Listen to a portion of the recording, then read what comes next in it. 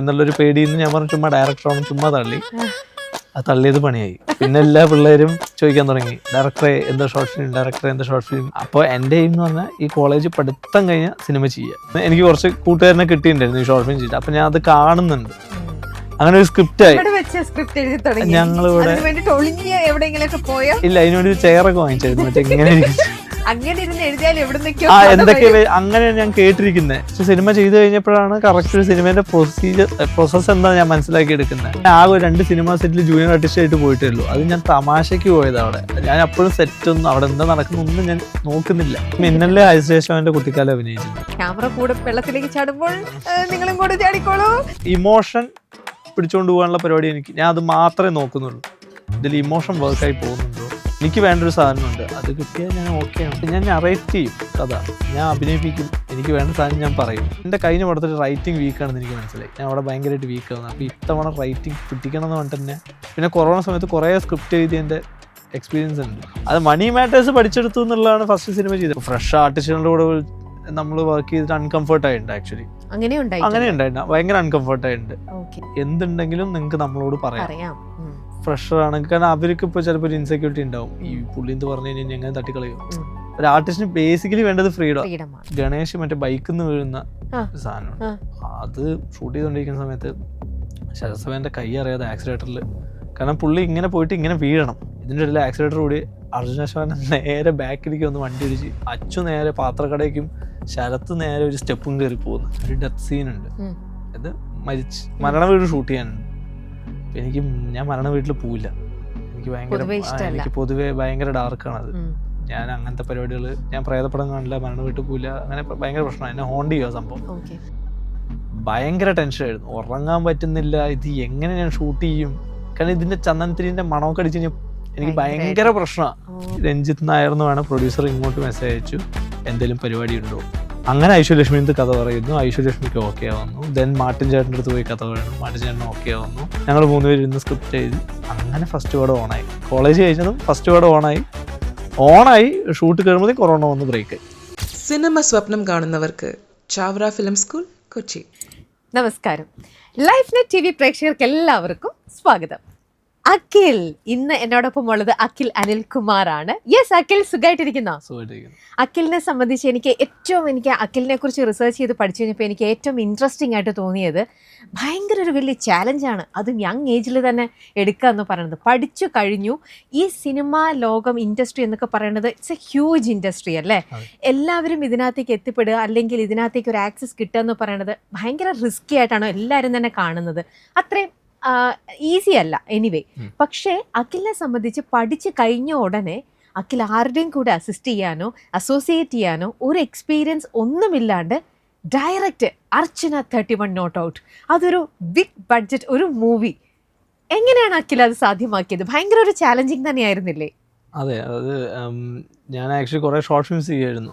ഞാൻ പഠിക്കുന്ന സമയത്ത് +2 ഒക്കെ കഴിഞ്ഞതിന് ശേഷം ഞാൻ ആക്ച്വലി അഭിനയിക്കാൻ പോകുമായിരുന്നു ഷോർട്ട് ഫിലിംസിൽ. അങ്ങനെ കോളേജിലെത്തുന്ന സമയത്താണ് ഞാൻ ഷോർട്ട് ഫിലിംസ് ചെയ്യാൻ സ്റ്റാർട്ട് ചെയ്യുന്നത്. അങ്ങനെ ഷോർട്ട് ഫിലിംസ് ചെയ്ത് കുറച്ച് ഷോർട്ട് ഫിലിംസ് ഒക്കെ ആയി. നമ്മുടെ ബഡ്ജറ്റിലൊക്കെ നിൽക്കുന്ന വിധത്തിൽ കുറച്ച് 2 ഷോർട്ട് ഫിലിം ചെയ്തു. അങ്ങനെ പ്രൊഡ്യൂസേഴ്സ് വരാൻ തുടങ്ങി ഷോർട്ട് ഫിലിംസിന്. അങ്ങനെ അവിട്ടെന്ന് കൊണ്ടൊരു ഷോർട്ട് ഫിലിം ചെയ്ത് അത് അത്യാവശ്യം സിനിമത്തെ ആളുകളെല്ലാവരും റിലീസ് ചെയ്തു. അപ്പോൾ എനിക്കൊരു കോൺഫിഡൻസ് ആയി, എനിക്ക് ഡയറക്ഷൻ പരിപാടിയൊക്കെ നടപടിയാവുന്നുണ്ട് എന്നൊരു കോൺഫിഡൻസ് ആയി. അങ്ങനെ അപ്പോൾ എനിക്കിത് സിനിമയിലേക്ക് കുറച്ചും കൂടെ വന്നാൽ കൊള്ളാം. അതിനു മുമ്പ് അങ്ങനെ ഒരു അംബീഷനോ നമുക്കൊരു എയിമൊന്നുമില്ല. നേരത്തെ സിനിമ ചെയ്യണമെന്നോ സിനിമാ സംവിധായകനാവണമെന്നോ ഒന്നും, അതായത് ഒരു ആക്ടർ ആവണമെന്ന് ആഗ്രഹമുണ്ട് ആക്ച്വലി. പക്ഷേ അത് ഞാൻ കോളേജിൽ പഠിക്കുന്ന ഡിഗ്രിക്ക് ജോയിൻ ചെയ്ത സമയത്ത് എൻ്റെ സാറ് ചോദിച്ചു, എന്താ അംബീഷൻ ചോദിച്ചു. ഞാൻ പറഞ്ഞു, ഞാൻ ആക്ടർ ആവണമെന്ന് പറയാൻ എനിക്കൊരു മടി. കാരണം നമ്മുടെ ലുക്ക് ആൻഡ് എൻ്റെ ഒരു ഇൻസെക്യൂരിറ്റി ആയിരുന്നു. എൻ്റെ ലുക്ക് ആൻഡ് ഫീൽ മാച്ച് ആവുമോ എന്നുള്ളൊരു പേടിയിൽ നിന്ന് ഞാൻ പറഞ്ഞു ചുമ്മാ ഡയറക്ടർ ആവണം, ചുമ്മാ തള്ളി. അത് തള്ളിയത് പണിയായി. പിന്നെ എല്ലാ പിള്ളേരും ചോദിക്കാൻ തുടങ്ങി, ഡയറക്ടറെ എന്താ ഷോർട്ട് ഫിലിം, ഡയറക്ടറെ എന്താ ഷോർട്ട് ഫിലിം എന്നൊക്കെ ചോദിക്കാൻ തുടങ്ങി. അങ്ങനെ അവിടുത്തെ പിള്ളേരെ വെച്ച് ഒരു ഷോർട്ട് ഫിലിം ചെയ്തു, അടി എന്ന് പറഞ്ഞിട്ട്. അടി വെച്ച് മാത്രമുള്ളൊരു പരിപാടി, ഫണ്ണായിരുന്നു. അപ്പോൾ അതിൻ്റെ സൗണ്ട് ഡിസൈനും ഞാൻ തന്നെ, കാരണം എനിക്ക് സൗണ്ട് ഡിസൈൻ ക്രൈസ് ആയിരുന്നു ആ സമയത്ത്. കാരണം എല്ലാ ഷോർട്ട് ഫിലിംസിനും പ്രോപ്പർ സൗണ്ട് ഡിസൈനും മിക്സ് ഒന്നും ഉണ്ടാവില്ല. നമ്മുടെ കയ്യിൽ എന്തെങ്കിലുമൊക്കെ പരിപാടി വരണം. അപ്പോൾ അതിന് പ്രോപ്പർ സൗണ്ട് ഡിസൈനും പോസ്റ്റർ ഡിസൈനൊക്കെ ചെയ്ത് ഇറക്കി. അതിനുശേഷം ഇതേ പിള്ളേനെ വെച്ചിട്ട് 5 എന്ന് പറഞ്ഞിട്ടൊരു ഷോർട്ട് ഫിലിം ചെയ്തു. അത് കണ്ടൊരു പ്രൊഡ്യൂസർ വരുന്നു, അരുൺ സാർ എന്ന് പറഞ്ഞിട്ട്. സാറ് വിളിച്ചു, അങ്ങനെ ഷോർട്ട് ഫിലിം ചെയ്തു അവിട്ടം. അവിട്ടം ചെയ്തപ്പോഴാണ് ഇങ്ങനെ ദിലീഷ് പോത്തൻ, മുസിൻ പരാജ് ഇവരൊക്കെ ഷെയർ ചെയ്തു. ഇത് അത്യാവശ്യം ചർച്ച ചെയ്യപ്പെട്ടു സിനിമ പാരഡൈസോ മൂവി സ്ട്രീറ്റിനോ ആണ് ഗ്രൂപ്പിലൊക്കെ. അപ്പോൾ എനിക്കൊരു കോൺഫിഡൻസ് ആയി. എനിക്ക് നേരത്തെ ചുമ്മാ അവർ ഒരു ഷോ ഓഫും അങ്ങനെയൊക്കെ ഇതിലാണ് ചെയ്തു തുടങ്ങുന്നത്. പക്ഷെ പിന്നെ അത് സീരിയസ് ആയി. അപ്പോൾ ഞാൻ വീട്ടിൽ പറഞ്ഞു ഇങ്ങനെ എനിക്ക് സൗണ്ട് ഡിസൈൻ പഠിച്ചാൽ കൊള്ളാമെന്നുണ്ട്. കാരണം ഡിസൈൻ എനിക്ക് അറിയാം, എനിക്ക് സോഫ്റ്റ്വെയർസ് യൂസ് ചെയ്യാൻ അറിയാം. എന്നാലും എനിക്ക് പറയാൻ പറ്റില്ല, ചിലപ്പോൾ നമുക്ക് സിനിമയിലൊന്നും ആയില്ലെങ്കിലോ ഇപ്പോൾ എന്തെങ്കിലും ജോലി വേണമല്ലോ. അപ്പോൾ സൗണ്ട് ഡിസൈൻ ജോലിയാക്കാം എന്നുള്ള രീതി വീട്ടിൽ പറയണം. അങ്ങനെ അമ്മയും അച്ഛനും സമ്മതിച്ച് കൊച്ചിയിലേക്ക് വരും. കൊച്ചിയിൽ ജോയിൻ ചെയ്യുന്നു, വിഫ്റ്റിൽ ജോയിൻ ചെയ്യുന്നു. അത് ഓൾറെഡി ഫിലിം സ്കൂൾ ആയതുകൊണ്ട് അവിടെ കുറേ ഫ്രണ്ട്സും പരിപാടിയുണ്ട്. അപ്പോൾ എൻ്റെ എയിം എന്ന് പറഞ്ഞാൽ ഈ കോളേജ് പഠിത്തം കഴിഞ്ഞാൽ സിനിമ ചെയ്യുക. അത് ഭയങ്കര ഡെസ്പറേറ്റ് ആയിരുന്നു. കാരണം എൻ്റെ മുമ്പിൽ തന്നെ കുറേ ചേട്ടന്മാർ ഇങ്ങനെ സിനിമ ചെയ്യാൻ പറ്റാതെ ഒരു ജോലിയിലേക്ക് കയറി അവിടുന്ന് സ്ട്രഗിൾ ചെയ്യുന്ന എനിക്ക് കുറച്ച് കൂട്ടുകാരനെ കിട്ടിയിട്ടുണ്ടായിരുന്നു ഈ ഷോർട്ട് ഫിലിം ചെയ്തിട്ട്. അപ്പം ഞാൻ അത് കാണുന്നുണ്ട്. ഞാൻ അങ്ങനെ ആയാൽ അത് പണിയാണ് എന്നെനിക്ക്, കാരണം രണ്ടിലും കൂടെ എനിക്ക് പറ്റും തോന്നുന്നില്ല. അപ്പോൾ ഇത് ഫിലിം സ്കൂളാണ്, സോ ഇവിടുന്ന് തന്നെ നമുക്ക് സെറ്റ് ചെയ്യാന്നുള്ള മൈൻഡിലാണ് വന്നിരിക്കുന്നത്. അപ്പോൾ ഇവിടെ വന്നിട്ട് കുറേ ടീംസിനെ പിടിച്ച് ഷോർട്ട് ഫിലിംസ് ചെയ്യാൻ തുടങ്ങി. അങ്ങനെ എനിക്ക് രഞ്ജിത്ത് ശേഖർ നായർ എന്ന് വേണം ഒരു രഞ്ജിത്തേട്ടൻ, ഇപ്പോൾ നമ്മുടെ KCF കോൺസ്റ്റബിളായിട്ട് അഭിനയിച്ച രഞ്ജിത്തേട്ടൻ ായിട്ട് സംസാരത്തിൽ WhatsApp Facebook social media connect ആവുന്നു. അപ്പോൾ പുള്ളി പറഞ്ഞു ഷോർട്ട് ഫിലിമൊക്കെ ചെയ്ത് അടിപൊളിയായിരിക്കും വേണ്ടി പുള്ളി ഒരു സാധനം പ്രൊഡ്യൂസ് ചെയ്തു. അങ്ങനെ 4ാമത്തെ എന്തോ ഷോർട്ട് ഫിലിം ചെയ്തു അബിൻ മൈക്ക്.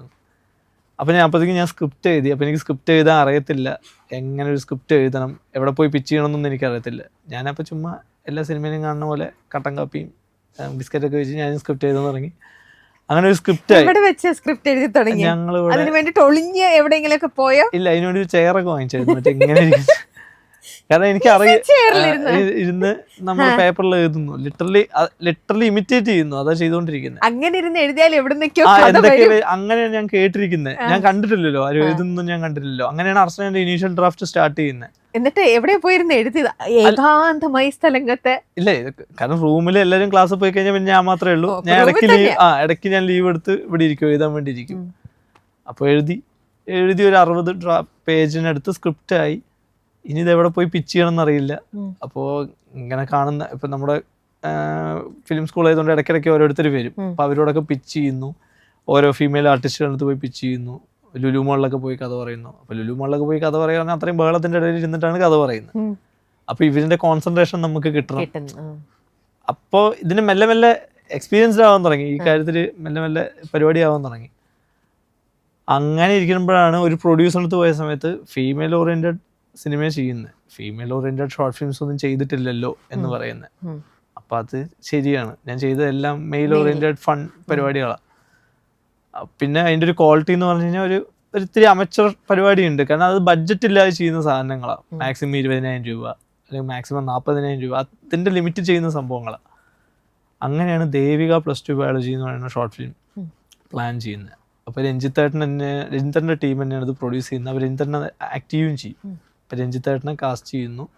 പിന്നെ മൂക്കുത്തിയിൽ അഭിനയിച്ച ശ്രീരഞ്ജി എന്ന് പറയുന്ന പുള്ളിക്കാരത്തിയാണ് ഇതിൽ ലീഡ് ചെയ്ത് ആ ഷോർട്ട് ഫിലിം ചെയ്ത്.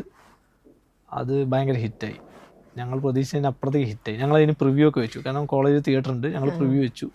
അതിന് കുറേ ആളുകളെ വിളിച്ചു, അത് ഭയങ്കര ചർച്ചാ വിഷയമൊക്കെ ആക്കി. അപ്പോൾ ഇത് ഭയങ്കര ഓണായി നിൽക്കുന്ന സമയത്ത് രഞ്ജിത്ത് നായർ എന്ന് വേണം പ്രൊഡ്യൂസർ ഇങ്ങോട്ട് മെസ്സേജ് അയച്ചു, എന്തെങ്കിലും പരിപാടി ഉണ്ടോ എന്ന് ചോദിച്ചു. അപ്പോൾ ഞാൻ പറഞ്ഞു പരിപാടിയുണ്ട്, ഫീമെയിൽ ഓറിയൻറ്റഡ് ആണ് പറഞ്ഞു. അങ്ങനെ ഐശ്വര്യലക്ഷ്മിക്ക് പറ്റിയതാണോ എന്ന് ചോദിച്ചു. നമ്മൾ എപ്പോഴും എഴുതുന്ന സമയത്ത് ഇന്നൊരു ആർട്ടിസ്റ്റിന്റെ മൈൻഡ് കണ്ടിട്ടല്ല എഴുതുന്നത്, കാരണം ഷോർട്ട് ഫിലിം ചെയ്യുമ്പോൾ അങ്ങനെയാണല്ലോ എഴുതുന്നത്. അതിനെങ്കിൽ കിട്ടി അവനെ പിടിച്ച് കാസ്റ്റ് ചെയ്യാം, അങ്ങനത്തെ ഒരു മൈൻഡിൽ എഴുതുന്നത് കൊണ്ട് ഷോർട്ട് ഫിലിംസ് അങ്ങനെ എഴുതുന്നത്. ഇപ്പൊ സിനിമ എഴുതുന്ന സമയത്ത് നമ്മൾ ഇന്ന കാസ്റ്റ് ഒന്നും കാണുന്നില്ല, നമ്മൾ ഒരു അർച്ചന എന്ന് പറയുന്ന രൂപത്തിനെ കാണുന്നു എഴുതുന്നു. ഞാൻ പറഞ്ഞു പറ്റും, നമുക്ക് ഡിസൈൻ ചെയ്യാം, അങ്ങനെ ചെയ്യാം. അങ്ങനെ ഐശ്വര്യലക്ഷ്മിൻ്റെ കഥ പറയുന്നു, ഐശ്വര്യലക്ഷ്മിക്ക് ഓക്കെ ആവുന്നു. ദെൻ മാർട്ടിൻ ചേട്ടൻ്റെ അടുത്ത് പോയി കഥ പറയുന്നു, മാർട്ടിൻ ചേട്ടന് ഓക്കെ ആവുന്നു. അപ്പോഴും മാർട്ടിൻ ചേട്ടൻ എങ്ങനെ പറഞ്ഞു, അതൊരു പ്രോപ്പർ കഥ, സ്ക്രിപ്റ്റ് ആയിട്ടില്ല, സ്ക്രിപ്റ്റ് എഴുതണം പറഞ്ഞു.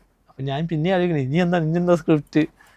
പിന്നെ മെല്ലെ എന്താണ് അജയ് വിജയൻ, വിവേക് ചന്ദ്രൻ എന്ന് വേണം, എൻ്റെ ഫ്രണ്ട്സ് തന്നെയാണ്. അജയ് എൻ്റെ കൂടെ പഠിച്ച കോളേജിൽ പഠിച്ച ഫ്രണ്ടാണ്. പിന്നെ വിവേക് എൻ്റെ കൂടെ നേരത്തെ ഷോർട്ട് ഫിലിം എടുക്കാൻ നടക്കുന്ന ഞങ്ങൾ 3 പേര് ഇരുന്ന് സ്ക്രിപ്റ്റ് എഴുതി. അങ്ങനെ ഫസ്റ്റ് വേർഡ് ഓണായി. കോളേജ് കഴിഞ്ഞതും ഫസ്റ്റ് വേർഡ് ഓണായി ഷൂട്ട് കഴിയുമ്പോഴേ കൊറോണ വന്ന് ബ്രേക്കായി. അങ്ങനെ 2 വർഷം പോയി. അപ്പോൾ 22ാമത്തെ വയസ്സ് സ്റ്റാർട്ട് ചെയ്ത പ്രോജക്റ്റ് ഇറങ്ങുമ്പോഴത്തേക്ക് 25 വയസ്സ് കഴിഞ്ഞ്. എൻ്റെ പ്ലാൻ മൊത്തം കൊറോണ കൊണ്ടുപോയി. പക്ഷെ കുഴപ്പമില്ലായിരുന്നു. ആ സമയത്ത് ഞാൻ കുറെ ഇരുന്ന് റൈറ്റിംഗിൽ പിന്നെയും കോൺസെൻട്രേറ്റ് ചെയ്തു. കണ്ടിന്യൂസ്ലി സ്ക്രിപ്റ്റുകൾ എഴുതാൻ തുടങ്ങി.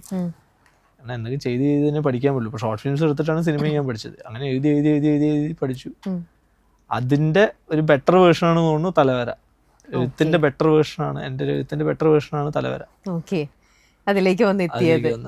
പക്ഷെ മാർട്ടിൻ ചേട്ടൻ മോനെ നിന്റെ കഥ കുറച്ചും കൂടെ ഇതായിട്ട് എഴുതൂ, അല്ലെ തിരക്കഥ എഴുതൂന്ന് പറയുമ്പോഴാണ് ഇങ്ങനത്തെ ഒരു സാധനം ഉണ്ട്, നമ്മൾ ഇങ്ങനെയും കൂടെ റെഡി ആക്കണം എന്നുള്ളൊരു സാധനം കത്തുന്നത്. ഓക്കെ, അപ്പം അത്രയും ന്യൂ ആയിട്ടുള്ള ഒരാള് ശരിക്കും ഓക്കെ അത് ഒരാൾ പറഞ്ഞു തന്നു, ഓക്കെ ഇങ്ങനെ. പക്ഷെ എങ്ങനെയാണ് ഈ തിരക്കഥ, അതിനൊരു ഫോർമാറ്റ് ഉണ്ടല്ലോ, എങ്ങനെ അതിലേക്ക് എഴുതും, അത് എങ്ങനെ എത്തിക്കും, പിന്നെ ബാക്കിയുള്ള കാര്യങ്ങൾ ടെക്നിക്കൽ സൈഡ്, പിന്നെ ഡയറക്ഷൻ എന്ന് പറഞ്ഞു വരുമ്പോഴത്തേക്ക് പിന്നെ ടൂ മച്ച് ഓഫ് റെസ്പോൺസിബിലിറ്റി കയറുകയാണ്. സോ ഇതൊക്കെ ഇപ്പൊ ഹാൻഡിൽ ചെയ്യാൻ ത്രൂ ഔട്ട് ഈ മാർട്ടിൻ ചേട്ടനെ പോലെ ഗൈഡ് ചെയ്യാനായിട്ട് അല്ലെങ്കിൽ അഡ്വൈസ് ചെയ്യാനായിട്ട് അപ്പൊ ആരായിരുന്നു കൂടെ ഉണ്ടായിരുന്നത്? അല്ല, മാർട്ടിച്ചേട്ടനായിരുന്നു ഗൈഡ് ചെയ്യുന്നുണ്ടായിരുന്നു ആ സമയത്ത്. നമ്മൾ സ്ക്രിപ്റ്റ് എഴുതി കൊടുക്കുന്ന സമയത്ത് മാർട്ടിച്ചേട്ടൻ പറയും ഓക്കെ ഇത് ഇവിടെ ഇങ്ങനെ പ്രശ്നങ്ങളുണ്ട്, പിന്നെ നമ്മൾ എല്ലാവരോടും നറേറ്റ് ചെയ്യും. മാക്സിമം ആള് കയ്യിൽ ആര് വന്നാലും ഒരു കഥ കേൾക്കാവോ കേക്ക് എന്ന് പറയും. എന്റെ അച്ഛനത്തും അമ്മയത്തും ഒക്കെ ഞാൻ കഥ പറയും. കാരണം അവരൊക്കെ പടം കാണുന്നവരാണല്ലോ. പാർസനേന്റെ കഥ ഞാൻ ഒരുപാട് ലേഡീസിന്റെ അടുത്ത് പറഞ്ഞിട്ടുണ്ട്, ഒരുപാട് സ്ത്രീകളോട് പറഞ്ഞിട്ടുണ്ട്. കാരണം അത് ഫീമെയിൽ ഓഡിയൻസ് സബ്ജക്റ്റ് അവർക്ക് വർക്ക് ആവണം. അങ്ങനെ പറയുമ്പോ തന്നെ അത് ഡെവലപ്പ് ആവും. അപ്പൊ ഇവർക്ക് ലാഗ് അടിക്കുന്ന നമുക്ക് മനസ്സിലാവും, കഥ പറയുമ്പോൾ ഇവിടെ പാളുന്നുണ്ട് എന്ന് മനസ്സിലാവും. അപ്പൊ നമ്മളത് തിരുത്തി എഴുതും. പിന്നെ മാട്ടിച്ചേട്ടൻ അടുത്ത് പോയി പറയുമ്പോൾ മാട്ടിച്ചേട്ടൻ അത്രയും സിനിമ ചെയ്ത എക്സ്പീരിയൻസ് ഉള്ളതുകൊണ്ട് മാട്ടിച്ചേട്ടൻ അതിന്റെ കുറെ ടെക്നിക്സ് പറഞ്ഞു തരും. ഇങ്ങനെ യൂസ് ചെയ്തൂടെ, ഇങ്ങനെ പിടിച്ചൂടെ എന്നൊക്കെ ചോദിക്കും. പിന്നെ മാട്ടിച്ചേട്ടൻ എന്നെ കംപ്ലീറ്റ്ലി ട്രസ്റ്റ് ചെയ്തിട്ടുണ്ടായിരുന്നു. കാരണം എന്റെ ഷോർട്ട് ഫിലിം ചെയ്ത ക്യാമറമാൻ തന്നെയായിരുന്നു ആ പടത്തിന്റെ ക്യാമറമാൻ. ഞങ്ങൾ ഹോൾ ടീം തന്നെയാണ് ആ പടം ചെയ്യുന്നത്. എഡിറ്റർ എല്ലാം ആ ടീം തന്നെയായിരുന്നു.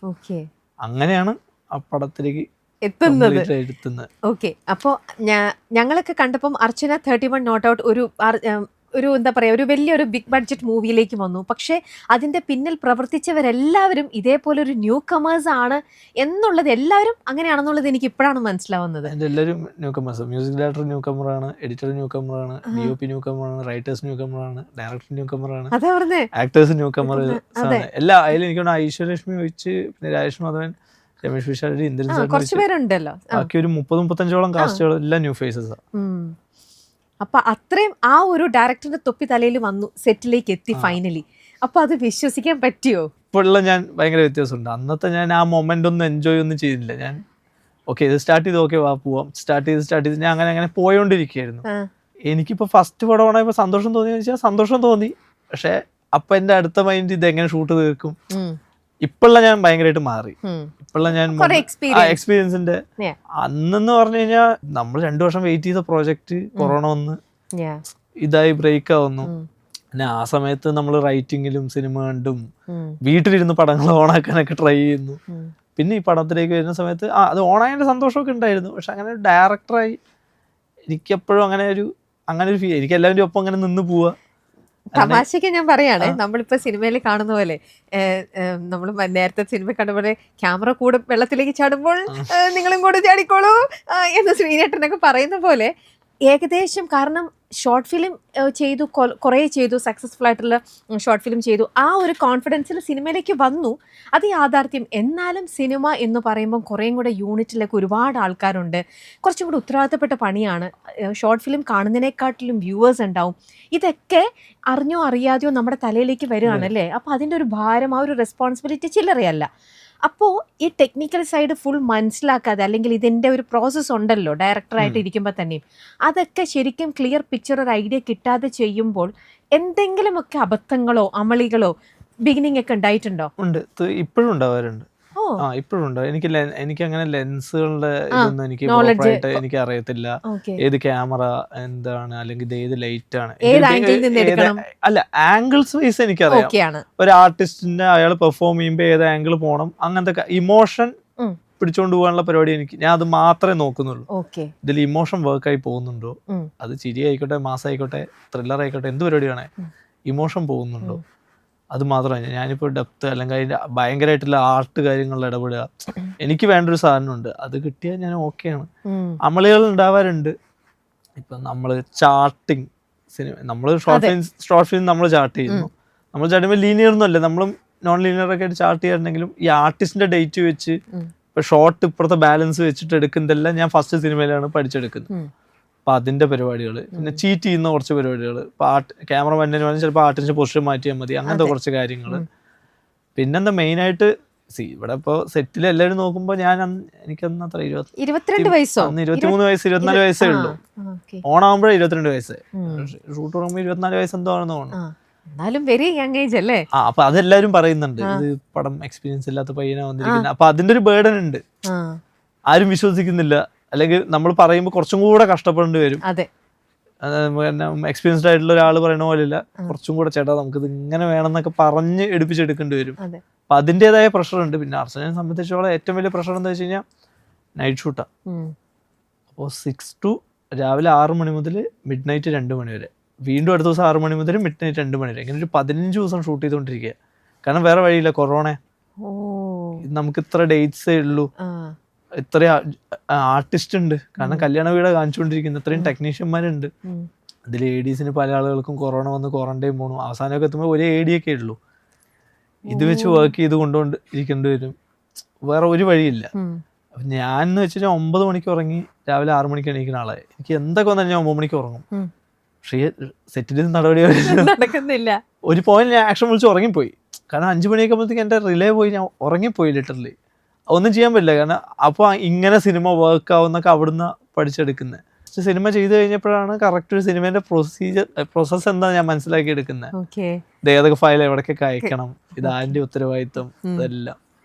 ഓക്കെ. അപ്പോൾ സാധാരണ ആൾക്കാർ ഒരു പുതുമുഖമായിട്ടുള്ള ഒരു ഡയറക്ടർ ആണെങ്കിൽ ഏകദേശം കാര്യങ്ങളൊക്കെ മനസ്സിലാക്കിയ അറിയുന്ന ഒരാളെ അസോസിയേറ്റ് ആയിട്ട് അല്ലെ അസിസ്റ്റ് ചെയ്യാനായിട്ട് വെക്കും. സോ ദാറ്റ് കാര്യങ്ങൾ ഈ പറഞ്ഞ പോലെ ടെക്നിക്കൽ സൈഡിലുള്ള നോളജും കാര്യങ്ങളൊക്കെ നമുക്കൊരു കുറവുണ്ടെങ്കിൽ അത് നികത്താൻ വേണ്ടിയിട്ട്, ഒരു തരത്തിൽ പറഞ്ഞാൽ മറ്റുള്ളവർക്ക് മനസ്സിലാവാതിരിക്കാനും അല്ലെ, നമ്മുടെ ഒരു നോളജ് കുറവ് മറ്റുള്ളവർക്ക് മനസ്സിലാവാതിരിക്കാനും. അങ്ങനെ ഒരു തോട്ട് അപ്പം മക്കളിന് തോന്നിയില്ലേ?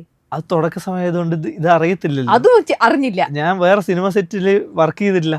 ഓക്കെ. അപ്പൊ അതും അറിഞ്ഞില്ല. ഞാൻ ആകെ 2 സിനിമ സെറ്റിൽ ജൂനിയർ ആർട്ടിസ്റ്റ് ആയിട്ട് പോയിട്ടേ ഉള്ളൂ. അത് ഞാൻ തമാശക്ക് പോയത്. അവിടെ ഞാൻ അപ്പോഴും സെറ്റൊന്നും അവിടെ എന്താ നടക്കുന്നൊന്നും ഞാൻ നോക്കുന്നില്ല. ഞാൻ ഇവിടെ വന്നപ്പോഴാണ് ഓക്കെ നമ്മളെക്കാട്ടി കുറച്ചും കൂടെ വിവരമുള്ള ആളുകൾ ഉണ്ടെങ്കിൽ നല്ലതാണ്, എക്സ്പീരിയൻസ്ഡ് ആയിട്ടുള്ള ആളുകൾ ഉണ്ടെങ്കിൽ നല്ലതായിരുന്നു എന്നറിയുന്നത്. അപ്പോൾ ഇത്രയും ഇന്നസെന്റ് ആയിട്ടുള്ള ഒരു പയ്യൻ എങ്ങനെയാണ് അർച്ചന എന്ന് പറയുമ്പോൾ ഇൻഡസ്ട്രിയിൽ എത്രയോ സിനിമകൾ ചെയ്തു, ഐ മീൻ ഐശ്വര്യ ലക്ഷ്മി, ഐശ്വര്യനെ കൺവിൻസ് ചെയ്തതും ഐശ്വര്യ സെറ്റിലേക്ക് വന്നതും ഷൂട്ടിംഗ് ഷെഡ്യൂളിലും ഒക്കെ പോയതും അതൊക്കെ എങ്ങനെയാ? അപ്പോൾ ഞാൻ നറേറ്റ് ചെയ്യും കഥ, ഞാൻ അഭിനയിപ്പിക്കും, എനിക്ക് വേണ്ട സാധനം ഞാൻ പറയും. ഇതിൽ നമ്മൾ സ്കിൽഡ് ആണ്. ബാക്കിയുള്ള പ്രോസസ്സ് എല്ലാം അതിനെ സപ്പോർട്ട് ചെയ്യുന്ന പരിപാടികളാണ്. അതിലെല്ലാ കാര്യങ്ങളും എനിക്ക് അറിയേണ്ട ആവശ്യമുണ്ടെന്ന് എനിക്ക് അന്ന് തോന്നിയിട്ടില്ല. പിന്നെ ഞാൻ പഠിച്ചെടുക്കുമായിരുന്നു. ഓക്കെ, ഇത് ഇങ്ങനെ റീസൺസ്. പിന്നെ ഈ ലേറ്റ് സൺ ഡയറക്ഷൻ പോകുന്നത്, ഷോർട്ട് ഫിലിം ചെയ്യുമ്പോൾ ഒന്നും ഇതില്ലല്ലോ, എല്ലാം അടിച്ച് വിടുകയാണല്ലോ. നമ്മൾ DA ബാക്കി പിടിക്കും. അപ്പൊ ഇവിടെ വന്നപ്പോഴാണ് സൺ ഡയറക്ഷൻ നോക്കണം, നൈറ്റ് ലൈറ്റ്, ബാറ്റാ, ഇതിന് ബാറ്റ് ഇങ്ങനെ ഉണ്ടല്ലേ. കാരണം ഞങ്ങൾ മുമ്പ് ഷോർട്ട് ഫിലിം ചെയ്യുമ്പോൾ എന്താ എല്ലാം 9:30 തീരും. നൈറ്റ് ഷൂട്ട് ആണെങ്കിൽ നമ്മൾ ചെറിയ ക്യാമറകളാണ് എടുക്കുന്നത്. പക്ഷെ ഇത് അങ്ങനെയല്ല, ഒരു സെറ്റ് ഓഫ് ആളുകളുടെ ബാറ്റ മാറും. അപ്പൊ അതും നമ്മൾ നോക്കണം. മണി മാറ്റേഴ്സ് പഠിച്ചെടുക്കും. അത് മണി മാറ്റേഴ്സ് പഠിച്ചെടുത്തു എന്നുള്ളതാണ് ഫസ്റ്റ് സിനിമ ചെയ്തത്. ബാക്കി എല്ലാം അവർക്ക് ഓക്കെയാണ്. കാരണം അഭിനയിക്കുമ്പോഴും ഡബ് ചെയ്യുമ്പോഴും എല്ലാം നമ്മൾ ചെയ്യുന്ന പരിപാടി തന്നെ. ഓക്കെ. എല്ലാം കഴിഞ്ഞ് ഫൈനലിൽ ഈ അനിൽകുമാർ എന്ന് പറഞ്ഞ പയ്യൻ തൻ്റെ ഡ്രീമായ സംഭവം ബിഗ് സ്ക്രീനിൽ കാണുകയാണ്. ആ ഒരു എക്സ്പീരിയൻസ്, കൂടെ ആരെയൊക്കെ കൂട്ടി ഫസ്റ്റ് ടൈം അത് ബിഗ് സ്ക്രീനിൽ കാണും? എല്ലാവരും ഉണ്ടായിരുന്നു, നമ്മുടെ ടീം എല്ലാവരും ഉണ്ടായിരുന്നു. എൻ്റെ പാർട്ട്ണർ അക്ഷയ് ഉണ്ടായിരുന്നു. അച്ഛനും അമ്മയും നാട്ടിൽ നിന്നാണ്, അന്ന് അവർക്ക് കൊച്ചിക്ക് വരാൻ പറ്റില്ല. അതെന്താ ഏറ്റവും വലിയ കോമഡി വെച്ച് കഴിഞ്ഞാൽ 2 പരിപാടി ചെയ്തിട്ടുണ്ട്. ഒന്ന് ഗീതു അൺചെയിൻഡ് എന്ന് പറയുന്ന ഫ്രീഡം ഫൈറ്റിന്റെ സെഗ്മെന്റ് ചെയ്തിട്ടുണ്ടായിരുന്നു, രജീഷ് അഭിനയിച്ച്. അതും അർച്ചന 31 തൊട്ടിട്ട് ഒരേ ദിവസം റിലീസ്. അന്ന് ഫ്രീഡം ഫൈറ്റ്. അന്ന് ഫെബ്രുവരി 11th, അതെ ഫെബ്രുവരി 11th ഉച്ചയ്ക്ക് നൈറ്റ് 12:30 ഫ്രീഡം ഫൈറ്റ് റിലീസായി. രാവിലെ എണീക്കുമ്പോൾ 10 മണിക്ക് അർച്ചനേൻ്റെ ഷോ, ഞാൻ അങ്ങോട്ട് പോകണം. അപ്പോൾ ഫ്രീഡം ഫൈറ്റ് നല്ല റെസ്പോൺസ് കിട്ടുന്നു. ഞാൻ അർച്ചനേൻ്റെ അവിടേക്ക് പോകുന്നു. അപ്പോൾ അർച്ചന തിയേറ്ററിൽ പോകുന്ന സമയത്ത് എല്ലാവർക്കും ഓക്കെ. പക്ഷെ ഞാൻ ഉദ്ദേശിക്കുന്ന ഒരു വാവ് പരിപാടി കിട്ടുന്നില്ല. പിന്നെ അതൊരു കണ്ടന്റ് ഞാൻ വിചാരിക്കുന്നു അതിനൊരു പഴക്കം വന്നിരിക്കാം. കാരണം കൊറോണയ്ക്ക് മുമ്പ് എഴുതി വെച്ച സബ്ജക്റ്റ്, പിന്നെ എൻ്റെ ഒരു ഇമ്മച്യൂർ പരിപാടിയായാലും നടന്നിരിക്കാം. പിന്നെ ആ സമയം അത് ഷൂട്ട് ചെയ്ത ടൈം എന്ന് പറഞ്ഞാൽ അത്രയും ഹെക്റ്റിക് ആയിട്ടുള്ള ടൈമിൽ ഷൂട്ട് ചെയ്യുന്നത്. നല്ലൊരു മൂവിയായിരുന്നു. കുറെ പെൺകുട്ടികൾക്ക് റിലേറ്റ് ചെയ്യാൻ പറ്റുന്ന എല്ലാവരും അനുഭവിച്ചുകൊണ്ടിരിക്കുന്ന കുറെ കാര്യങ്ങൾ എല്ലാം ഇത് വിജയിച്ചിട്ടാണല്ലോ അത് പറഞ്ഞിരുന്നത്. ഇപ്പോ അർച്ചന 31 കഴിഞ്ഞു. അത് കഴിഞ്ഞിട്ട് ഇപ്പൊ തലേവര ഇപ്പൊ റിലീസ് ചെയ്ത് വന്ന് നിൽക്കാണ്. ഇത്രയും നാളത്തെ ഒരു എക്സ്പീരിയൻസിൽ നിന്നും സ്വയം അഖിലൊന്ന് തിരിഞ്ഞു നോക്കിയാൽ, ഇതിനു വേണ്ടിയിട്ട് പെട്ടി പാക്ക് ചെയ്ത് എറണാകുളത്തേക്ക് ഇറങ്ങിയല്ലോ സിനിമ മോഹമായിട്ട്, അന്നത്തെ അഖിലിന്റെ അടുത്ത് ഇന്നത്തെ അഖിലിന് എന്തൊരു അഡ്വൈസ് ആയിരിക്കും കൊടുക്കാനുള്ളത്? ഇതിപ്പോ പ്രദീപ് രംഗനാഥൻ പറഞ്ഞ നീ പോണ റൂട്ട് കറക്റ്റ് ആണ്, നീ ഇങ്ങനെ എനിക്കതാ തോന്നിയിരിക്കുന്നത്. നമ്മൾ പോകുന്ന റൂട്ട് കറക്റ്റ് ആണ്. അന്ന് ഞാൻ പോയിട്ട് ഇന്ന് ക്ലിയർ ചെയ്യാൻ ചിലപ്പോൾ ഞാൻ ഇന്ന് ഇവിടെ അറിയില്ല, ഉണ്ടാവില്ലായിരിക്കും. നീ ചിലപ്പോൾ ഞാൻ പറയും സിനിമയ്ക്കൊന്നും പോകണ്ട, ഇത് നല്ല കഷ്ടപ്പാടുണ്ട്. കാരണം ഈ അർച്ചന ഉണ്ട് ഇങ്ങോട്ടുള്ള തലവര വരെയുള്ള ഗ്യാപ്പ് എന്ന് പറഞ്ഞാൽ ഭയങ്കര കഷ്ടപ്പാടായിരുന്നു. നീ വല്ല ജോലിക്കും പോകും. കാരണം എനിക്ക് നല്ല ജോലി കിട്ടില്ല. കാരണം ഞാൻ പഠിച്ച കോഴ്സൊക്കെ BSc ഇലക്ട്രോണിക്സ് ആണ് ഞാൻ പഠിച്ചിരിക്കുന്നത്. എൻ്റെ കൂട്ടുകാരന്മാരെല്ലാം അത്യാവശ്യം നല്ല നിലയിൽ ജീവിച്ചുകൊണ്ട് ഞാനിപ്പോഴും സ്ട്രഗിൾ ചെയ്തുകൊണ്ടിരിക്കുക സിനിമ ഉണ്ടാക്കാൻ വേണ്ടിയിട്ട്. എന്നാലും ആ അന്നത്തെ അഖിലിന്റെ ഒരു എടുത്തുചാട്ടത്തിൽ നിന്നുള്ള രീതിയിൽ എന്തെങ്കിലും ഒരു ഒന്നുമില്ല. ഇല്ല, അന്ന് അത് ചെയ്തില്ലെങ്കിൽ ഇന്ന് ഇവിടെ ഇല്ല. അന്ന് എടുത്തു ചാടണം. ഇന്നിപ്പോ 2 തവണ ചിന്തിക്കുന്നേ ഉള്ളൂ. പക്ഷെ അന്ന് ചിന്തിക്കാതെ ചിന്തിക്കുന്ന ഒരുപാട് കാര്യങ്ങൾ ഇന്ന് ഞാൻ 2-3 വട്ടം ചിന്തിച്ച് എന്റെ ചുമ്മാ സമയമൊക്കെ ചില സമയത്ത് പോകുന്നുണ്ട്. അത് ബെറ്റർ ആണ്. അടിപൊളിയാ. അന്ന് മതിലെടുത്ത് ചാടി ഇത് കറക്റ്റ് ആയി. അതുകൊണ്ട് ഇന്ന് അർച്ചന 31, പിന്നെ തലവര, ഫ്രീഡം ഫൈറ്റ്, അങ്ങനെ ബാക്ക് ടു ബാക്ക് എല്ലാ സിനിമകളിലേക്കും വന്നു. ഓക്കെ, ഇതെല്ലാം കഴിഞ്ഞ് നമ്മളിപ്പോൾ തലവരയെ കുറിച്ച് പറയുകയാണെങ്കിൽ ആ പേരിൽ തന്നെ ഒരുപാടുണ്ട് അല്ലേ. നമ്മളെല്ലാവരും നമ്മുടെ റിയൽ ലൈഫിൽ ഇപ്പോഴും തന്നെ യൂസ് ചെയ്യുന്ന ഒരു ഫ്രേസ് തന്നെ പറയാം. നിന്റെ തലവര നല്ലതാണോ, അല്ലെ അവന്റെ തലവര നല്ലതാട്ടോ, ഇങ്ങനെയൊക്കെ നമ്മൾ പറയും. സോ അഖിലിന് എന്ത് തോന്നുന്നു? അഖിലിന്റെ തലവര അടിപൊളിയല്ലേ? അതിലേക്ക് എത്തിയത് ഈ ഒരു ആ ഇടയിലുണ്ടായിരുന്ന ഒരു സ്ട്രഗ്ലിംഗ് ഏകദേശം ഒരു എനിക്ക് തോന്നുന്നു അർച്ചന കഴിഞ്ഞിട്ട് 2 വർഷത്തെ ഗ്യാപ്പോളം വന്നു. 2-3 വർഷത്തെ അല്ലേ ഗ്യാപ്പ് വന്നു. അതിനിടയിൽ ഒരു പക്ഷെ ഈ സ്ക്രിപ്റ്റ് മാത്രമല്ല വേറെ പലതും അഖിൽ വർക്ക് ചെയ്തിട്ടുണ്ടാവണം. പക്ഷെ എങ്ങനെ പിന്നെ തലവരയിലേക്ക് അത് ലാസ്റ്റ് ഫൈനലിലേക്ക് എത്തിയത്? അർച്ചന കഴിഞ്ഞതും തന്നെ ഈ പടം ഓണായി. ആക്ച്വലി തലവര എന്ന് പറയുന്ന പടം ഷെബിനിക്ക എനിക്ക് അതിനുള്ള ഷെബിനിക്ക ചെയ്യാൻ റെഡിയായി നിൽക്കുകയായിരുന്നു. നമ്മൾ അതിൻ്റെ സ്ക്രിപ്റ്റിംഗ് ഒക്കെ ചെയ്തുകൊണ്ടിരിക്കുന്നത്. അപ്പോഴാണ് അർച്ചന ഇറങ്ങുന്നത്. അപ്പോൾ നമ്മൾ സ്ക്രിപ്റ്റ് ചെയ്യുന്നു. സ്ക്രിപ്റ്റ് ചെയ്തിട്ട് ഒരു പോയിന്റ് കഴിഞ്ഞപ്പോൾ എനിക്ക് ഈ സ്ക്രിപ്റ്റ് വർക്കാവുന്നില്ല. പിന്നെ വേറെ കുറച്ച് പ്രശ്നങ്ങൾ കാരണം ഈ പടം നിന്നു. അപ്പോൾ ഈ ഗ്യാപ്പ് വന്നിട്ട് ഞാൻ പിന്നെ എനിക്ക് ഈ സ്ക്രിപ്റ്റ് ഹൈ കിട്ടുന്നില്ല. ലൈക്ക് ഇത് നിന്നല്ലോ, ഇതിനെന്തൊരു പ്രശ്നം കാണും നിൽക്കുന്നു, ഹൈ കിട്ടുന്നില്ല. ഞാൻ വേറൊരു സ്ക്രിപ്റ്റ് എഴുതാൻ വേണ്ടി എൻ്റെ സെക്കൻഡ് ഗീതുവിലെ അസിസ്റ്റൻ്റായ അപ്പുവിനെ വിളിക്കും. നമുക്കൊരു പരിപാടി എഴുതാം, സിനിമ മാറിക്കൊണ്ടിരിക്കുക, ഇനി നമ്മൾ ഇങ്ങനത്തെ കാര്യങ്ങളൊക്കെ പറഞ്ഞു കഴിഞ്ഞാൽ ആൾക്കാർ ഏക്കില്ല, നമ്മളെന്തോ എനിക്കൊരു ട്രാക്ക് പ്രശ്നമുണ്ട് എന്ന് മനസ്സിലായി. അപ്പം ഞാൻ അപ്പുവിൻ്റെ അടുത്ത് പറഞ്ഞു നമുക്കൊരു പരിപാടി, ഒരു ഫൺ പരിപാടി എഴുതാം, ഔട്ട് ആൻഡ് ഔട്ട് ഫൺ എഴുതാം. ആകില്ലാട്ടെ നമുക്ക് എഴുതാൻ വേണ്ടി ഞാനും അവനും കൂടി ഇരുന്ന് എഴുതാൻ തുടങ്ങി. ഞങ്ങളത് എഴുതി ഇത് ഭയങ്കര വലുതാവാൻ തുടങ്ങി പരിപാടി. കാരണം നമുക്ക് എക്സ്ട്രീം വേണം. ഇതിനു മുമ്പ് ചെയ്ത സിനിമേനെ വെട്ടിക്കുന്ന സിനിമ ചെയ്യണമെന്നുള്ള മൈൻഡിൽ എഴുതിക്കൊണ്ടിരിക്കുക. അപ്പോൾ അത് ഓണാവുന്നില്ല.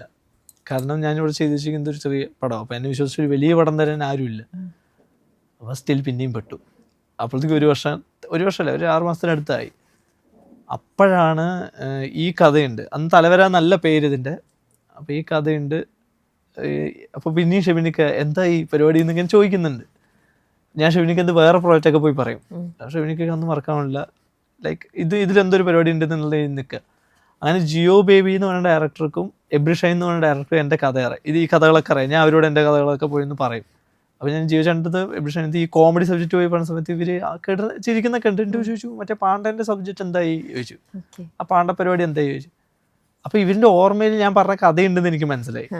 തിരിച്ച് നമ്മൾ റൂമിലേക്കൊക്കെ എത്തുന്ന സമയത്ത് ഇങ്ങനെ എൻ്റെ പാർട്ട്ണർ അക്ഷയ് പറയുന്നുണ്ട് ആ പരിപാടി അടിപൊളിയാണ്, പിള്ളേർക്ക് കുറച്ച് മോട്ടിവേഷനൊക്കെ കൊടുത്താൽ അടിപൊളിയായിരിക്കും, യങ്സ്റ്റേഴ്സിന് എല്ലാവരും കണക്ട് ആവുന്ന രീതി ചെയ്താൽ അടിപൊളിയായിരിക്കും എന്ന് അവളിങ്ങനെ പറയുന്നുണ്ട്. ഞാൻ വീണ്ടും അപ്പുവിനെ വിളിച്ചു. അപ്പോൾ നമ്മളിപ്പോൾ കോമഡി സാധനം അവിടെ ഇരിക്കട്ടെ, നമുക്ക് ഈ സാധനം ഒന്നുകൂടെ എഴുതാൻ വേണ്ടിയിട്ട് ഞങ്ങൾ അവിടുന്ന് വീണ്ടും സ്റ്റാർട്ട് ചെയ്ത് തുടങ്ങി. സോ എഴുതി അന്നും സിനിമയ്ക്ക് ടൈറ്റിലില്ല. ഞങ്ങൾ പൂജ ചെയ്യുന്ന സമയത്ത് പ്രൊഡക്ഷൻ നമ്പർ 11 എന്നുള്ള ഇതിലാണ് നിൽക്കുന്നത്. ഞങ്ങളൊരു 2.5 years എഴുതി. ഞാൻ 10 ഡ്രാഫ്റ്റ് സ്റ്റോപ്പ് ചെയ്തിട്ടുണ്ടായിരുന്നു. നമ്മൾ എഴുതി തിരുമ്പോൾ തന്നെ 49 ഡ്രാഫ്റ്റിനടുത്തായി. കാരണം എന്ത് വന്നാലും അടിക്കണം എന്നുള്ള രീതിയിലാണ് എഴുതുന്നത്. കാരണം എൻ്റെ കഴിഞ്ഞ പടത്തിൽ റൈറ്റിംഗ് വീക്കാണെന്ന് എനിക്ക് മനസ്സിലായി. ഞാൻ അവിടെ ഭയങ്കരമായിട്ട് വീക്കാവുന്നത്. അപ്പോൾ ഇത്തവണ റൈറ്റിംഗ് പിടിക്കണം എന്ന് പറഞ്ഞിട്ട് തന്നെ.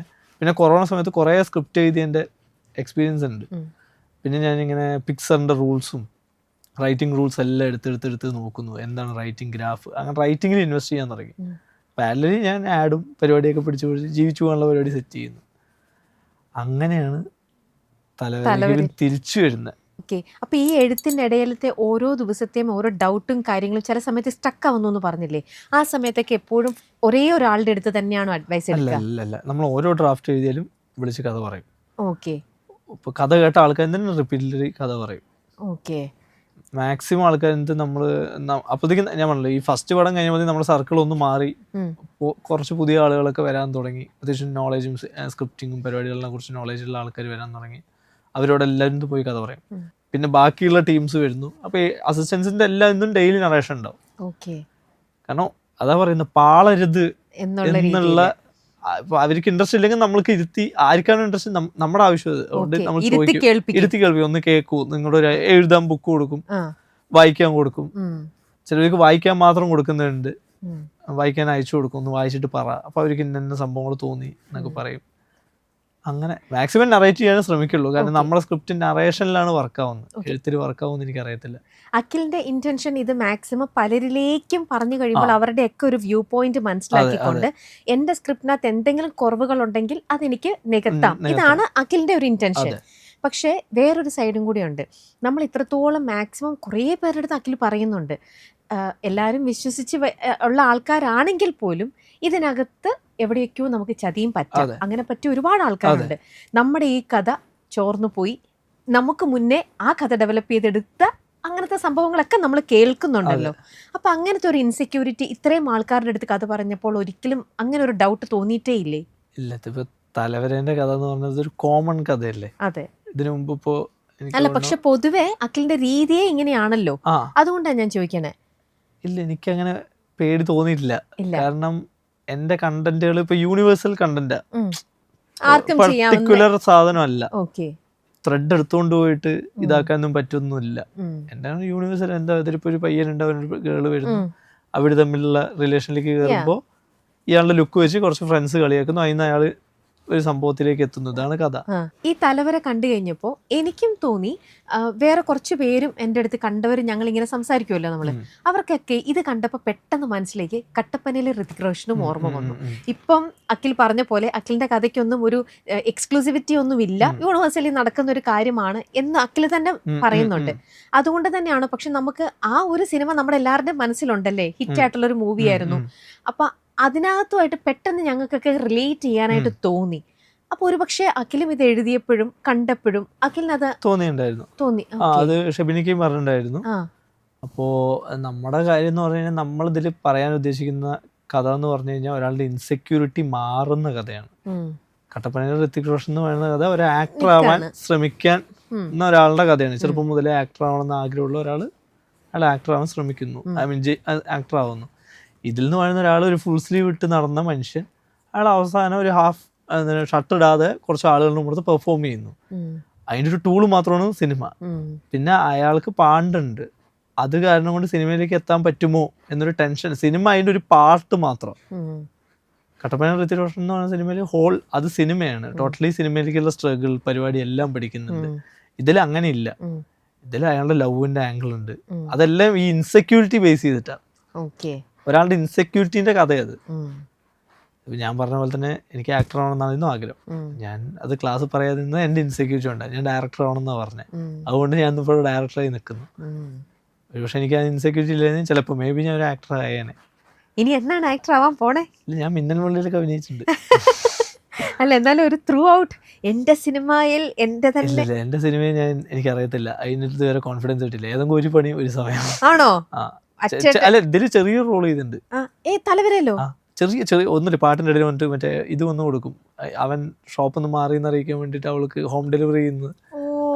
അത്രേ ഉള്ളൂ. ഇനി ഇത്ര നമ്മൾ പരിചയമായിട്ട് കാണുമ്പോഴേ അത് ഇപ്പൊ കിട്ടുന്നില്ല. അങ്ങനെ മിന്നലിലെ ഹരിശ്രേഷ്ഠവന്റെ കുട്ടിക്കാലം അഭിനയിച്ചിട്ടുണ്ട്. അത് എന്നെ കംപ്ലീറ്റ്ലി ലുക്കൊക്കെ മാറ്റിയതുകൊണ്ട്. അപ്പൊ അഭിനയം ഇപ്പോഴും വിട്ടിട്ടില്ല?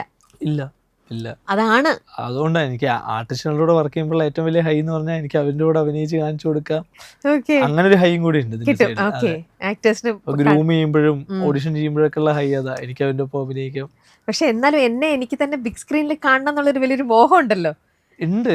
അത് ഞാൻ പറഞ്ഞല്ലോ, എനിക്കങ്ങനെ എന്തോ അപ്പൊ ഈ ഓരോ സിനിമ കഴിഞ്ഞ മറ്റേ സിനിമയുടെ ഇടയിലുള്ള ബ്രേക്കില് ഇപ്പൊ കുറച്ചൊക്കെ കണക്ഷൻസ് ആയി പരിചയമായി അല്ലേ? ആ.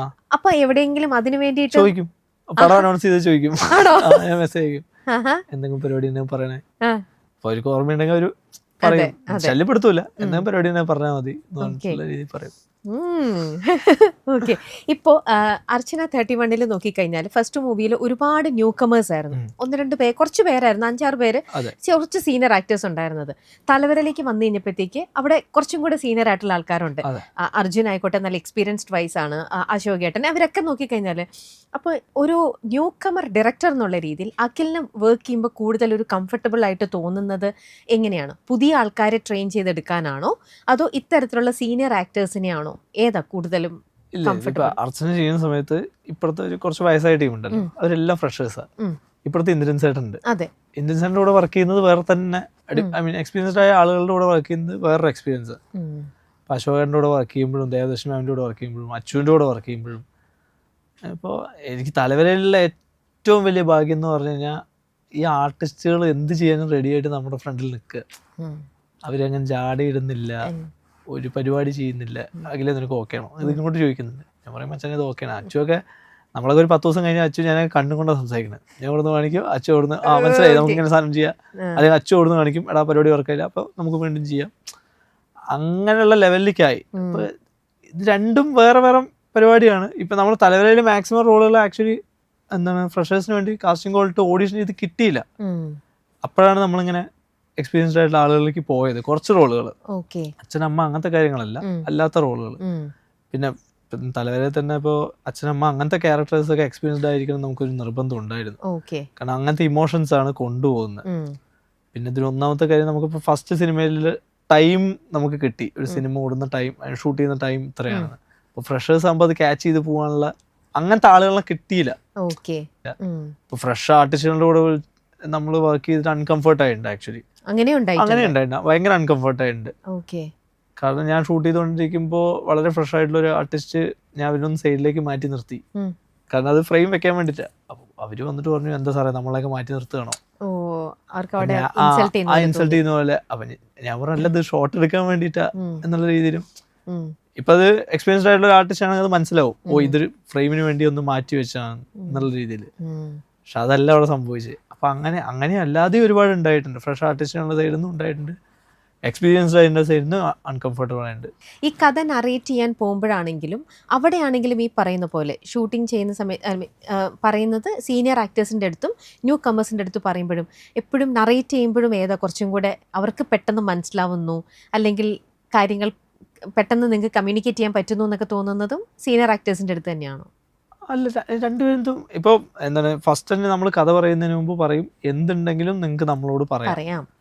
ഫ്രഷർ ആണെങ്കിൽ, കാരണം അവർക്ക് ഇപ്പോൾ ചിലപ്പോൾ ഒരു ഇൻസെക്യൂരിറ്റി ഉണ്ടാവും. ഈ പുള്ളി എന്ത് പറഞ്ഞു കഴിഞ്ഞാൽ എങ്ങനെ തട്ടിക്കളയോ, റോളൊന്ന് മാറ്റി കളയോ എന്നൊക്കെ ഡൗട്ട് ഉണ്ട്. അപ്പോൾ ഞാൻ എന്തുണ്ടെങ്കിലും പറഞ്ഞോ, ഒരു കുഴപ്പമില്ല. അപ്പോൾ എക്സ്പീരിയൻസ്ഡ് ആയിട്ടുള്ള ആളുകൾക്ക് പോകുന്ന സമയത്ത് നമ്മളത് പറയില്ല, കാരണം അവരത് പറയും. ആക്ച്വലി ഇവരത് എക്സ്പീരിയൻസ് അല്ലാത്തൊരു ഫ്രഷേഴ്സ് പറയാൻ റെഡി ആയി ഉണ്ടാവില്ല, അവരത് പഠിച്ചു വരുന്നേ ഉള്ളൂ. ഞാൻ പറയും പറഞ്ഞോ, എന്തുണ്ടെങ്കിൽ പറഞ്ഞുകൊണ്ട് അവരും പറയും സജഷൻസ്. ഇതിൽ ഒരുപാട്, ഇതിലിപ്പോൾ അഭിനയിച്ച എന്താ ആതിര എന്ന് പറയുന്ന പെങ്ങളായിട്ട് അഭിനയിച്ച പുള്ളിക്കാരത്തി, അവള് എന്നിപ്പോൾ അഭിനയിച്ചുകൊണ്ടിരിക്കുമ്പോൾ ചേട്ടാ ഒന്ന് മാറ്റിയെടുത്തിട്ട് ചേട്ടാ ഇങ്ങനെ ഒരു സംഭവം ഉണ്ട്, ഇങ്ങനെ ചെയ്താലോ, അത് നീ അങ്ങനെ ചെയ്തു നോക്ക്. അങ്ങനെ തന്നെയാണ് അച്ചുവും വർക്ക് ചെയ്യുന്നത്. എല്ലാവരും ഒരു രീതിയിൽ തന്നെ വർക്ക് ചെയ്യുന്നത്. ഇപ്പൊ എക്സ്പീരിയൻസ്ഡ് ആയ ആളുകൾക്ക് ഇങ്ങനെ അങ്ങനെ ഇതാ ഞാൻ പറഞ്ഞത്, എനിക്ക് രണ്ട് സൈഡിൽ നിന്ന് രണ്ടും കിട്ടിയിട്ടുണ്ട്. അപ്പോൾ അർജുനൊക്കെ എക്സ്പീരിയൻസ്ഡ് ആണ്, അശോകേട്ടനൊക്കെ ആയിട്ട് നിൽക്കുമ്പം അവരുടെ അടുത്ത് മക്കിൽ അഭിനയിച്ച് കാണിച്ചു കൊടുക്കുമോ അത് അവർക്ക് സ്ക്രീൻ ജസ്റ്റ് ഇങ്ങനെ നറേറ്റ് ചെയ്ത് മാത്രമേ ഉള്ളൂ? ചില സമയത്ത് അഭിനയിച്ച് കാണിച്ചു കൊടുക്കേണ്ടി വരും. ഈ ഒരു മീറ്ററാണ് നമുക്ക് വേണ്ടി. ചില സമയത്ത് അവരുടെ ഒപ്പം അവരുടെ ഇമോഷൻ്റെ ഒപ്പം നമ്മൾ പോകേണ്ടി വരും. ചില സമയത്ത് നമ്മൾ ഒരു സാധനം പറഞ്ഞു കൊടുക്കും, ഇതാണ് മൂഡ്, ഇത് നിങ്ങൾക്ക് എങ്ങനെ വർക്ക് ആവണം എന്നുള്ള രീതിയിൽ ഒന്ന് ചെയ്തു നോക്ക് എന്ന് പറഞ്ഞ സമയത്ത് അവരൊരു സാധനം ചെയ്യും, അത് അടിപൊളിയായിരിക്കും. ഒരു ആർട്ടിസ്റ്റിന് ബേസിക്കലി വേണ്ടത് ഫ്രീഡമാണ്. അപ്പൊ എന്റെ സെറ്റിൽ എനിക്ക് ഫ്രീഡം ഇല്ലാത്തതുകൊണ്ടാണ് ഞാൻ അഭിനയിക്കുന്നത്. കാരണം എനിക്ക് തന്നെ ഡൗട്ട്, ഞാൻ പോയിട്ട് തന്നെ ജഡ്ജ് ചെയ്യണ്ടേ, ഇതെനിക്ക് കറക്റ്റ് ആണെന്ന് പറയാൻ എനിക്ക് ചിലപ്പോൾ പറ്റില്ല, ആ പ്രഷറിൽ പറ്റില്ല. ഞാൻ കുറച്ചും കൂടെ ഫ്രീ ആണെങ്കിൽ പറ്റും. പക്ഷെ ആർട്ടിസ്റ്റ് ഇപ്പോൾ അച്ഛനത്തൊക്കെ നമ്മളിപ്പോൾ ഒരു അച്ചു അതിലൊരു കൈ വരയ്ക്കുന്ന സീനുണ്ട്. ആ സീൻ ചെയ്യുന്നതിന് മുമ്പ് അച്ചു എന്നെ വിളിച്ചിട്ടിരുത്തി എന്താണ് ഇമോഷൻ. അപ്പോൾ ഞങ്ങളിങ്ങനെ പറഞ്ഞു, ഇങ്ങനെ ബാക്ക് സ്റ്റോറീസ് ഇങ്ങനെ ഞാനും വെച്ചു അങ്ങോട്ടും ഇങ്ങോട്ടും പറയുക, ഇവൻ ഇങ്ങനെ സംഭവിച്ചിരിക്കും, ഇവൻ ഇതാണ് തോന്നിയത്. ഞങ്ങൾ രണ്ടുപേരും കരയാൻ തുടങ്ങി. ഞങ്ങൾ രണ്ടുപേരും കരയാൻ തുടങ്ങി. അപ്പോൾ നമുക്ക് ടേക്ക് എടുക്കാറുണ്ട്, നമ്മൾ ടേക്ക് എടുത്തു. അതേപോലെ തന്നെ ഇപ്പോൾ ക്ലൈമാക്സിൽ അച്ചു ഭയങ്കര ഷൗട്ട് ചെയ്ത് വേണ്ട ഡയലോഗുണ്ട് ആ ഓഡിഷൻ്റെ സമയത്ത്. അപ്പോൾ നമ്മളത് ഫസ്റ്റ് അച്ചു മേക്കപ്പ് ചെയ്യുന്ന സമയത്ത് നമ്മൾ സ്ക്രിപ്റ്റ് ഇങ്ങനെ പറഞ്ഞുകൊണ്ടിരിക്കുക. അപ്പോൾ അച്ചു പറഞ്ഞു, എടാ ഞാൻ നമ്മൾ ആദ്യം എങ്ങനെയാണെന്ന് വെച്ച് കഴിഞ്ഞാൽ അത്ര ഷൗട്ടിങ് അല്ലായിരുന്നു, വേറൊരു മെത്തേഡിലാണ് പിടിച്ചത്. അപ്പോൾ അച്ചുകൊണ്ട് പറയണേ, ഞാൻ ഒരു പരിപാടി പിടിക്കാം, നീ അത് എങ്ങനെയുണ്ട് നോക്ക്, ഒരു ഇത്തിരി ഷൗട്ട് ചെയ്യാന്ന് പറഞ്ഞു. ഞാൻ പറഞ്ഞു മച്ചാൻ നമുക്ക് നോക്കാം പറഞ്ഞു. ചെയ്തു. ഒറ്റ ടേക്ക് അച്ചു അവസാനം അന്നേരം വിളിക്കുന്നത്. അത് അച്ചു പറഞ്ഞ ഐഡിയയിൽ ചെയ്ത സാധനമാണ്. നമ്മുടെ ഐഡിയ വേറെ തന്നെ ഒരു ഐഡിയ ആയിരുന്നു, മനസ്സിലായി. അപ്പോൾ ഒറ്റ ടേക്കിൽ അത് ചെയ്തു. അത് ഓക്കെ. അതാണ്, അത് ഇന്ന മെത്തേഡ് എന്നില്ല. അവരെന്ത് നമ്മളവിടെ പോണത് അവരിൻ്റെ സാധനം എടുക്കാനാണ്. അവര് എന്ത് തരുന്നോ അതിപ്പോൾ നമുക്കത് ഓക്കെ ആണെങ്കിൽ ഓക്കെ, അല്ലെങ്കിൽ നമ്മൾ മോൾഡ് ചെയ്യേണ്ടി വരും. ഇപ്പം എന്താ പറയുക, ആക്ടറാണ്, ആക്ടിങ് ഉള്ളിൽ നിൽക്കുന്ന ഒരു സംഭവമാണ്. നിലവിൽ ഇപ്പം കഴിഞ്ഞാൽ കഥ എഴുതുന്നുണ്ട്, ഡയറക്ഷനുണ്ട്, ഇതിലൊക്കെയാണോ അതോ ഈ ഷൂട്ടിംഗ് ലൊക്കേഷനിലും? ഈ 3 കാര്യങ്ങൾ ഇപ്പോൾ അഖിൽ ഓൾറെഡി ചെയ്യുന്നുണ്ട്. ഇത് 3ലും ശരിക്കും മനസ്സിൻ്റെ ഉള്ളിൽ സന്തോഷം കിട്ടുന്നത് ഇതിലേത് കാര്യം ചെയ്യുമ്പോഴാണ്? എനിക്ക് ഈ സിനിമയിൽ ഏത് ചെയ്താലും ഭയങ്കര ഹൈയ. എഴുതിയോ? എനിക്ക് ഏത് ചെയ്താലും ഭയങ്കര ഹൈ. ഭയങ്കര ഹൈയ. അത് ഞാൻ എഴുതുന്നത് ഭയങ്കര ഹൈയ. ചിരിച്ച് എന്താ പറയാ, അതൊരു പരിപാടിയാണ്. അത് ഇപ്പൊ എഴുത്ത് ഫുൾ ഈസി ചെയറിലാണോ? അല്ലല്ല, അങ്ങനെയൊന്നുമില്ല. മാറ്റി. ഞാനിപ്പോ എന്താണ് പുറത്ത് പോയിരുന്ന എഴുതുന്നുണ്ട്, ഫോറം മോളിൽ പോയിരുന്ന് എഴുതാൻ തുടങ്ങി, പബ്ലിക് സ്പേസിൽ പോയിരുന്ന് അങ്ങോട്ടും ഇങ്ങോട്ടും കൗണ്ടർ പറഞ്ഞ് നമ്മൾ എഴുതാൻ തുടങ്ങി. ഇപ്പൊ അങ്ങനെയൊന്നുമില്ല, മൊബൈലിൽ ടൈപ്പ് ചെയ്യാൻ തുടങ്ങി. എനിക്കൊരു പാട്ടുണ്ടായാൽ മതി, ഞാൻ BGM വെച്ചിട്ടാണ് എപ്പോഴും എഴുതുന്നത്. ഞാൻ പാട്ട് വെച്ച് കേട്ട് അതിൻ്റെ എനിക്ക് ആ സൗണ്ട് ട്രാക്ക്. ഇപ്പൊ ഞാനൊരു ഫിലിമിന് ഇപ്പോൾ തലവരയിലാണെങ്കിൽ ശരി, എല്ലാത്തിനും റെഫറൻസ് BGM ഉണ്ടാവും, സ്ക്രിപ്റ്റിലുണ്ടാവും റെഫറൻസ് BGM. ഇങ്ങനെ അപ്പൊ ഈ റെഫറൻസ് BGM കേട്ട് ഞാൻ ആ സിനിമയ്ക്ക് കയറിപ്പോവും. ഞാൻ അങ്ങനെയാണ് വർക്ക് ചെയ്യുന്നത്. ഇപ്പൊ എനിക്കത് അതുകൊണ്ടാണ് എനിക്ക് എഴുതുന്ന സമയത്ത് ഏറ്റവും കൂടുതൽ എനിക്ക് എഴുതാൻ ഭയങ്കര ഓക്കെയാണ്. എഴുതാൻ എനിക്ക് ഭയങ്കര ഇഷ്ടമാണ്. മാക്സിമം എഴുതുന്ന സമയത്ത്, ഷൂട്ട് ചെയ്യുന്ന സമയത്ത് മാക്സിമം ഷൂട്ട് ചെയ്യുന്നത് ഭയങ്കര ഇഷ്ടമാണ് എനിക്ക്. ഞാൻ അങ്ങനെ ഉച്ചയ്ക്ക് ബ്രേക്ക് എടുത്ത് കിടന്നുറങ്ങുന്ന ഒരാളൊന്നും അങ്ങനെയൊന്നും അല്ലേ. ഷൂട്ടിന് പോയി കഴിഞ്ഞാൽ ഷൂട്ട് ചെയ്യാം. ഷൂട്ട് കഴിഞ്ഞാൽ എനിക്ക് ഭയങ്കര ഇഷ്ടം. എല്ലാ ഡിപ്പാർട്ട്മെന്റും ഇഷ്ടമാണ്. പക്ഷെ കുറച്ചും കൂടെ എൻജോയ് ചെയ്യുന്നത് ഡബിങ്ങിലാണ്. ഡബിങ്ങിൽ ഭയങ്കര രസമാണ്. ഡബിങ് നമുക്ക് സിംഗായിട്ടുള്ള ഡബിങ്. ഇപ്പൊ ഇതിന്റെ തലവര എന്റെ ഡബിങ് എഞ്ചിനീയർ ബിജു, പിന്നെ സുബിന്നൊക്കെ വേണം. അപ്പൊ നമ്മുടെ വൈബ് അവരെല്ലാവരും ചിരിച്ച് കുറെ വീഡിയോസ് ഉണ്ട്, ഫുള്ള് ചിരിയായിരിക്കും. കാരണം നമ്മൾ അവിടെ കിടന്ന് കൗണ്ടർ ഉണ്ടാക്കുന്നു. ഇനിയിപ്പോൾ ഇമോഷൻ വരികയാണെങ്കിൽ ആ ഇമോഷനിലേക്ക് പോകുന്നു. അവിടുന്ന് വേറൊരു റേഞ്ചിലേക്ക് പരിപാടി മാറും. പിന്നെ എഡിറ്റിങ് അതുപോലെ തന്നെ. എല്ലാം ഭയങ്കരമായിട്ട് ഇൻവോൾവ് ആയിട്ട് അത് എൻജോയ് ചെയ്ത് ചെയ്യണം. ഏതൊരു ഡയറക്ടറിന്റെ അടുത്ത് ചോദിച്ചാലും ഷൂട്ടിംഗ് ഡേയ്സിൽ ഏതെങ്കിലും ഒരു ഡേ ഭയങ്കര ഒരു കോംപ്ലിക്കേറ്റഡ് ആയിട്ടുള്ള ഒരു ഡേ എല്ലാവർക്കും പറയാനുണ്ടാവും. ഒരുപാട് നിങ്ങൾ വിചാരിച്ചതിനെക്കാട്ടിലും കൈവിട്ടുപോയി എല്ലാം. അങ്ങനെ അഖിലിന് എന്തെങ്കിലും ഉണ്ട്? ഫസ്റ്റ് മൂവിയില് കൊറോണയാണ്. 5 ലേഡീസ് ഉണ്ടായിരുന്ന 5 പേരും ബാക്ക് ടു ബാക്ക് ആരും ലേഡീസ്.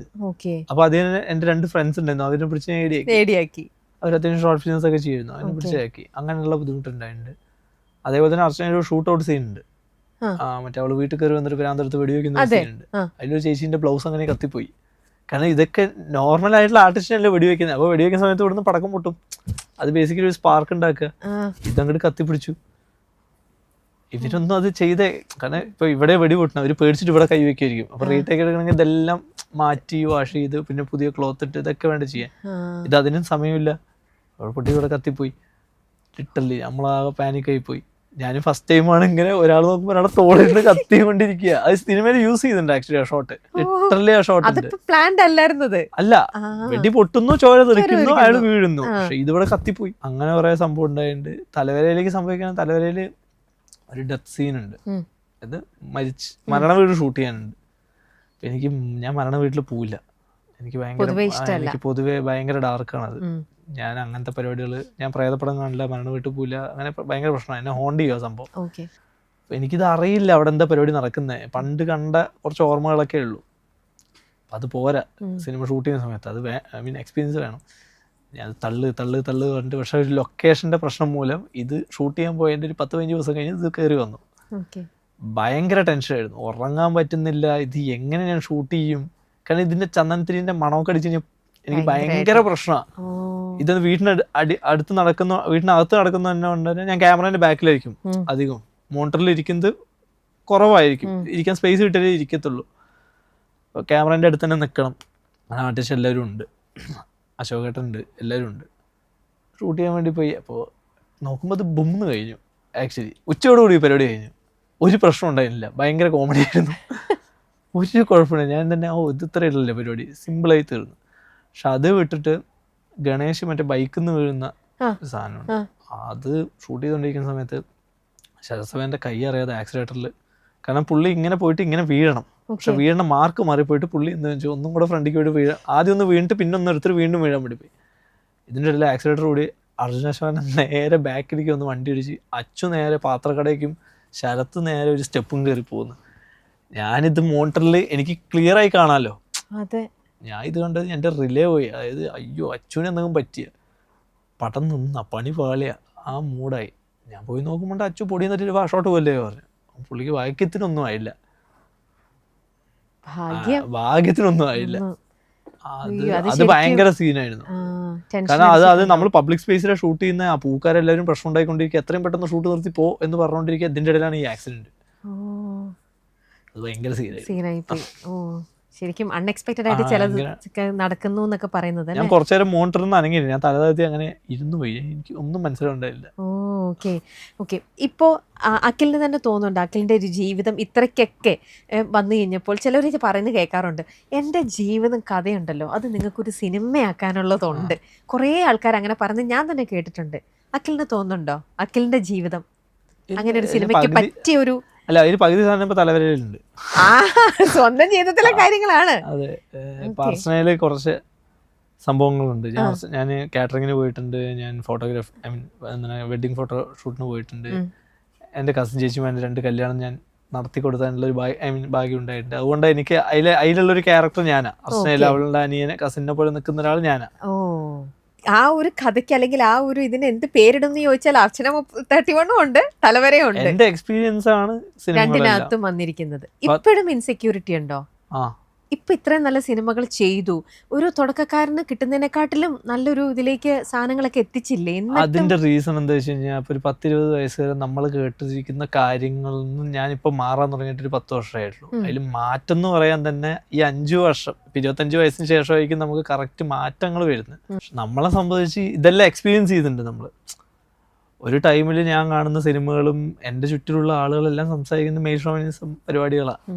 ഇങ്ങനെ ആയാലാണ് ആൺ കരയരുത് എന്നുള്ള സാധനങ്ങളൊക്കെയാണ് ഞാനും കേൾക്കുന്നത്.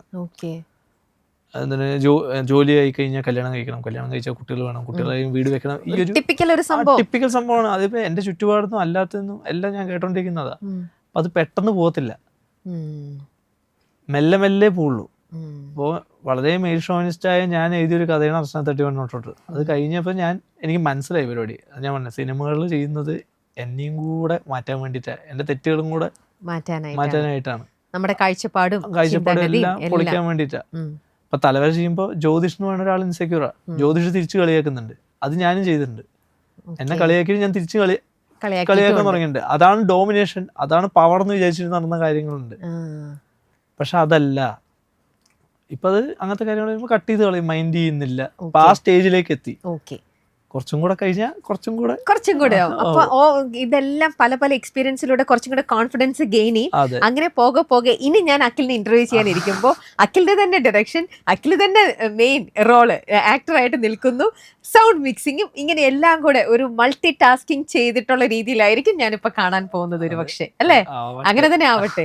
എന്താണ് വരാൻ പോകുന്ന പുതിയ പ്രൊജക്റ്റ് ഒക്കെ? ഇല്ല, എഴുത്ത് നടക്കുന്നു, സ്റ്റാർട്ടിംഗ് സ്റ്റേജിലാണ്. വേറിട്ട ഒരു ജോണറിലുള്ള ഒരു മൂവി ആയിരിക്കും എന്ന് വിചാരിക്കുന്നു. കാരണം അർച്ചന 31 വേറെ തന്നെ ഒന്ന്, തലവര വന്നപ്പോൾ വേറെ തന്നെ ഒന്ന്. അപ്പൊ ഇതും അതെ, സെയിം ജോണേഴ്സ് പിടിക്കാൻ താല്പര്യമില്ല. ഓക്കെ, അതിൽ ശ്രദ്ധിക്കുന്നു ആണല്ലേ? ഓക്കെ, ആ ഹൈ കഴിഞ്ഞു, ഫീൽ ഗുഡിന്റെ ഹൈ കഴിഞ്ഞു. ഇനി നോക്കിക്കോ, അഖില് ഹൊറർ മൂവിയും ചെയ്യും.